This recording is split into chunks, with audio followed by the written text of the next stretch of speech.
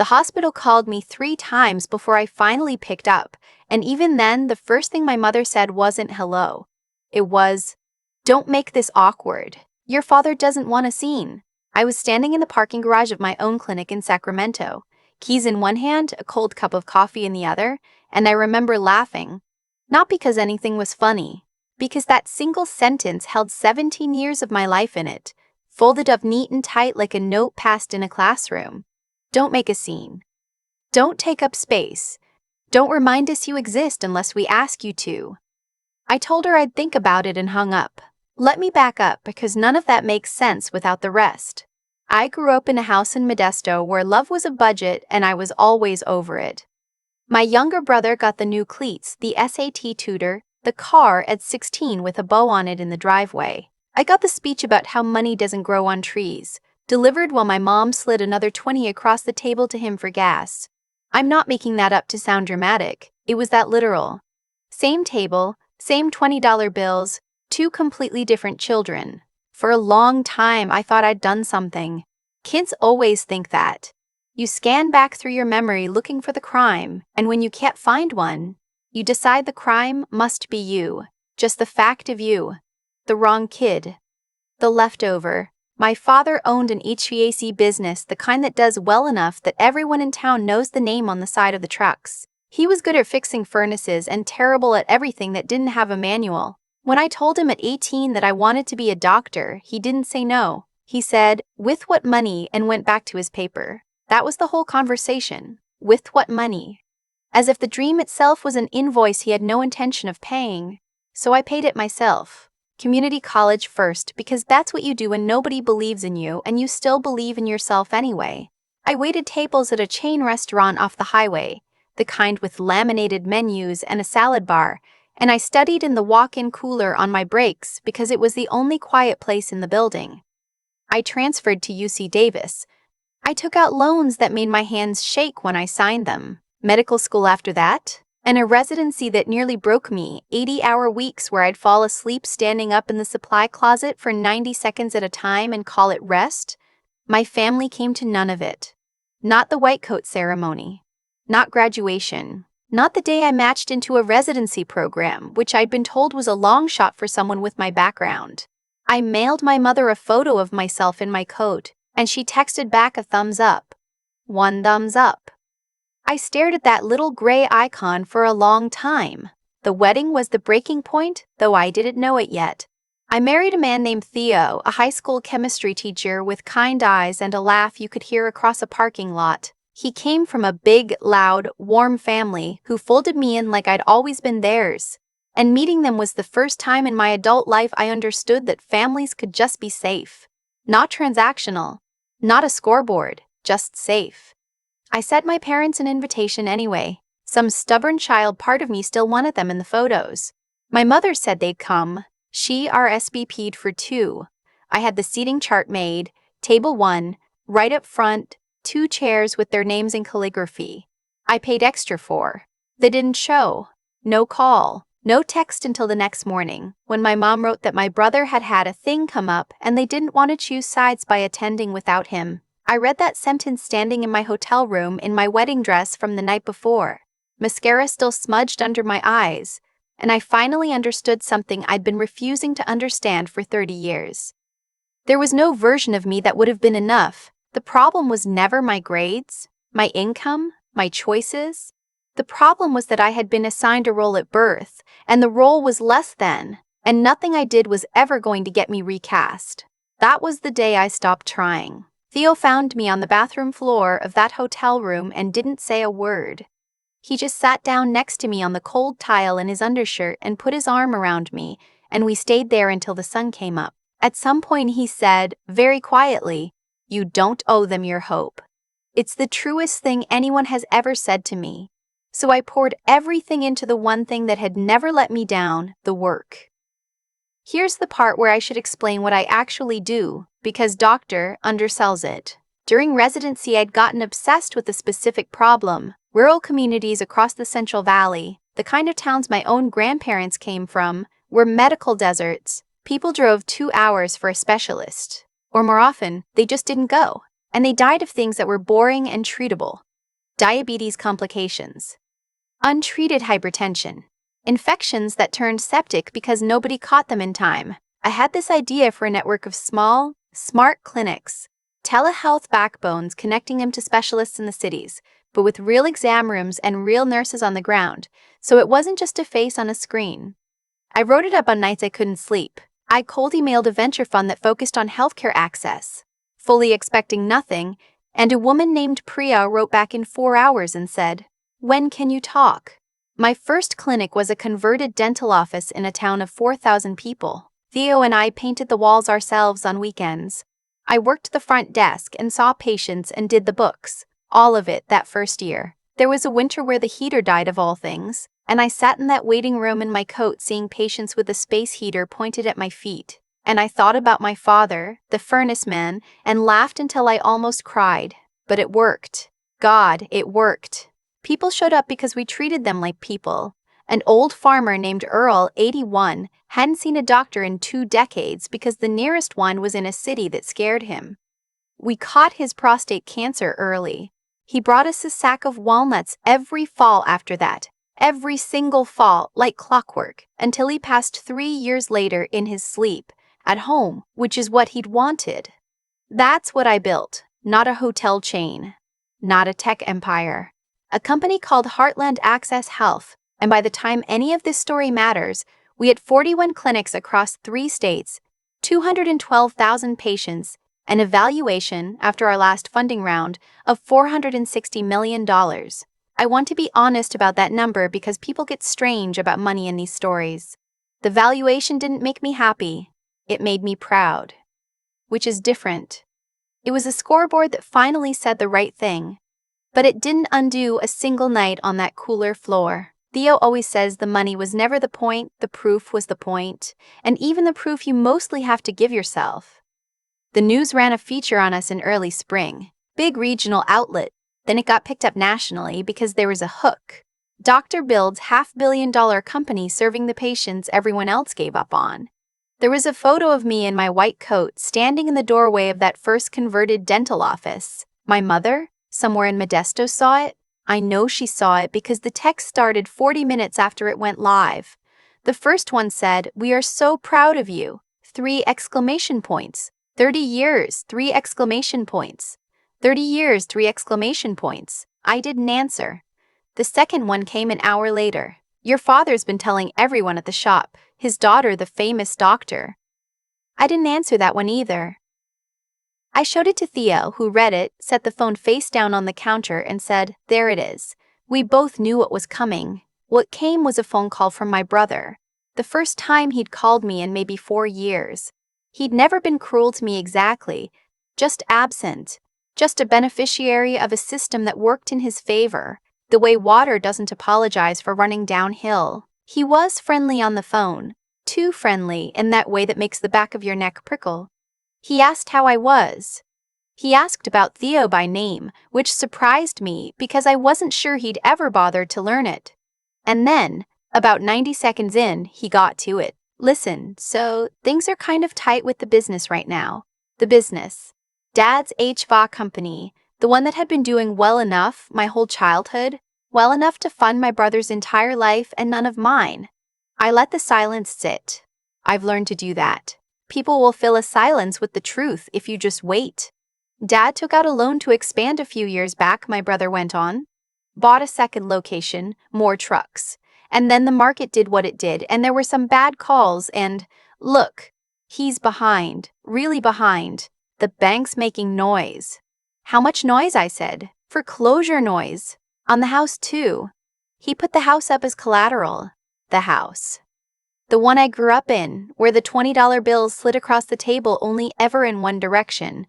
I didn't feel triumphant. I want to be clear about that, because I think people expect the triumph in these moments and the truth is messier. I felt tired. A deep, ancient tiredness, like my whole body remembered every time I'd been asked to give to people who'd never given to me. "Why are you telling me this?" I asked. "Mom wants you to come to dinner. Sunday, she thinks. We all think. Maybe you could. Help." There it was, the hook, finally visible under the bait. They didn't want their daughter back. They wanted their daughter's bank account, and they dressed it up as a family reconciliation because that's the only currency they thought I still cared about. The old me would have said yes immediately, would have been pathetically grateful to be needed, would have written the check before the salad was served, would have mistaken being useful for being loved. But I wasn't the old me anymore. I'd spent too many years building something real to confuse it with this. "I'll come to dinner," I said, and then I hung up before he could say anything else, because I already knew what I was going to do and I needed the days in between to do it. Here is what I did with those days. I called my CFO, a sharp, unsentimental woman named Greta, who'd been with me since clinic number 3. I told her I needed information, quietly, the kind you can get when you have resources and patience. Within 48 hours, I knew more about my father's financial situation than he did. I knew which bank held the note. I knew the exact amount he was behind, which was less catastrophic than my brother had made it sound and more catastrophic than my father probably admitted to himself. I knew the second location had been bleeding money for 2 years. I knew the loan officer's name, and I knew that the debt, the whole thing, house and business both, had been bundled and was about to be sold off to a distressed asset firm for a fraction of its face value. Banks do this. They'd rather take 30 cents on the dollar from someone today than chase a dollar from a defaulter for years. So I bought it. All of it. Through a holding company with a name that meant nothing, for an amount that, to me, after the funding round, was not even a rounding error. I now owned my father's debt, the mortgage on my childhood home, the lien on the business with the family name on the side of the trucks. I didn't tell anyone in my family. I just put on a nice dress and drove to Modesto that Sunday with Theo beside me in the passenger seat, holding my hand at every red light. The house looked smaller than I remembered. They always do. My mother answered the door with a smile so wide and so practiced it didn't reach her eyes, and she pulled me into a hug that I did not return. My father was in the living room in his recliner. The same recliner, and he stood up when I came in, which he had never once done before in my entire life. He stood up for me. The man who said, "With what money to my dream," stood up because the dream had a dollar amount attached now. Dinner was a performance. My mother had made a roast, the good kind, the kind that did not appear during my childhood. There was wine I knew they couldn't afford. My brother was there with a girlfriend I'd never met, who kept looking at me like I was a celebrity because to her I suppose I was. Everyone was so warm, so loving, so interested in my life. Suddenly, after a lifetime of magnificent disinterest, my father did most of the talking and it was all about the past, but a version of the past I didn't recognize.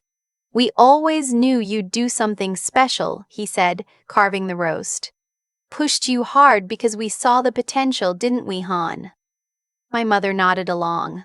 "We were strict because we loved you. I let them build it, the whole revisionist cathedral of it, brick by brick, the story where they were demanding parents who'd sculpted a champion through tough love instead of the truth, which was that they'd simply forgotten about me and gotten lucky that I survived the neglect. It was Theo, gentle Theo, who finally couldn't take it. He set down his fork and said mildly, "I'm sorry, I have to ask. Were you at the wedding? I don't think I met you at the wedding." The table went quiet, and I realized, sitting there, that I didn't need the speech I'd half prepared.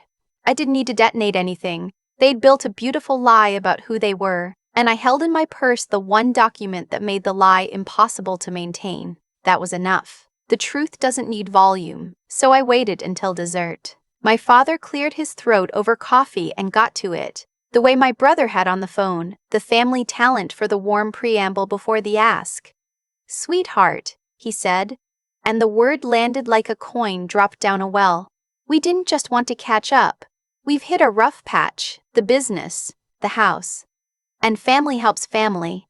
That's what we've always believed. That's what we've always believed." I opened my purse. I took out the folder. I set it on the table, between the coffee cups, and I slid it across to him, the way the 20s had slid the other way for 30 years. "Open it," I said. He did. I watched his face as he read. I watched him understand, slowly, that the documents in front of him were the deed and the note and the lien, all of it.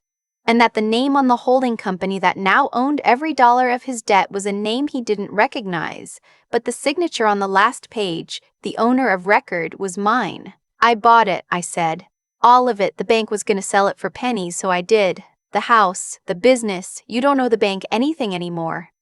My mother started to cry, those buckets of tears, the ones that had always worked. Oh, honey, you owe me, I said. The crying stopped. That's the thing about those tears. They're a tool, and tools go quiet when they stop working. I told them, calmly, without raising my voice, exactly how it was going to be. I was not foreclosing on anyone. I'm not a monster, and that old farmer Earl with his walnuts had taught me more about who I wanted to be than anyone at that table ever had. They could keep the house. They could keep the business. I would not take a thing. But I wasn't giving it to them either. I was the bank now. They would make their payments every month on time to my holding company at a fair rate like the adults they'd never let me be a child around. And we were done pretending. No more dinners. No more revisionist history. No more thumbs-up icons. If they wanted a relationship with me, a real one, it would start with the truths, out loud, that they had failed their daughter and gotten lucky she turned out fine anyway. My father couldn't say it. I watched him try and fail. The words wouldn't come, because to say them would be to dismantle the entire structure he'd used to feel okay about himself for 3 decades.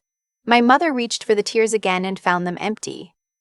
It was my brother, of all people, who spoke. He looked at me, and for the first time in our lives, there was something real in his face.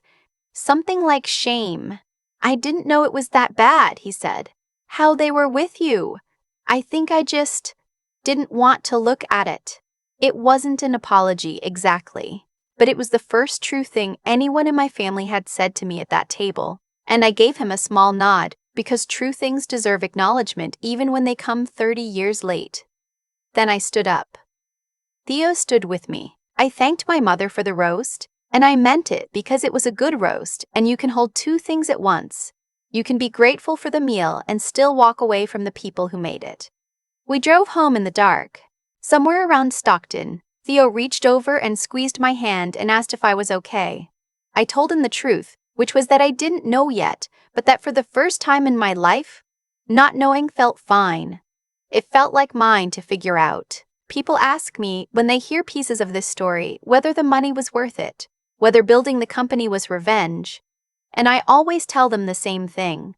The company was never about them. Not one clinic, not one patient, not one converted dental office with a space heater was ever about proving anything to the people in that house in Modesto.